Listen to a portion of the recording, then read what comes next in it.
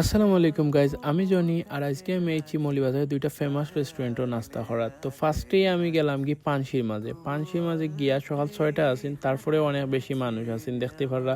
তারা সকালেও অনেক বেশি মানুষ হয়। অ্যান্ড আমি অর্ডার করি 3টা আইটেম, আখনি, পরোটা, কলিজাবাজি আর বুনা খিচুড়ি। তো ফার্স্টে আমি ট্রাই করার লাগি লই তারার বুনা খিচুড়ি। রিসেন্টলি পানশি বুনা খিচুড়ি কীতে হয়েছে আমি জানি না, অনেক বেশি নরম হয়ে যায় আর খেনে জানি আগের মতো পানশির বুনা খিচুড়ির টেস্ট আর না। আর প্রায় 70 টাকা অনুযায়ী আমার কাছে এখন পানশির বুনা খিচুড়িটা আসলে ভালো লাগে না। তো সেকেন্ডলি আখনির কথা, যেটা আখনির প্রাইস 100 টাকা পড়ছে আর আখনির যে কোয়ালিটি আছেন কোয়ান্টিটি আছেন দুইটাই আমার কাছে পারফেক্ট লাগছে, অবশ্যই ট্রাই করিয়া দেখতে পারেন। দেন আমি যাই গিয়ে কলিজাবাজি আর পরোটা খানে। তো এটার প্রাইস পড়ছে 120 টাকা পরোটা সহ।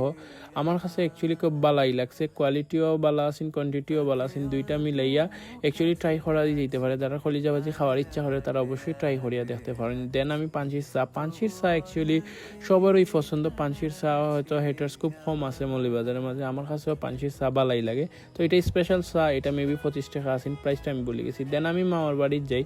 মামার বাড়ির রেস্টুরেন্ট অ্যাকচুয়ালি পানশির রেস্টুরেন্টের লগেই সবাই জানেন মৌলভীবাজারে যারা আছেন।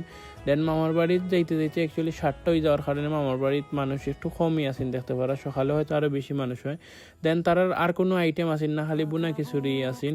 কজ তারার যে পরোটা আর বাজি আসেন, তো এটা আর আমি অর্ডার করছি না, খালি বুনা খিচুড়ি রয়েছেন। বাকি সব কিছু মেবি শেষ হয়ে গেছেন, আমি জানতাম না। তো বুনা খিচুড়ি অ্যাকচুয়ালি পানশি থেকে অনেক বেশি বেটার লাগছে আমার কাছে মামার বাড়ি।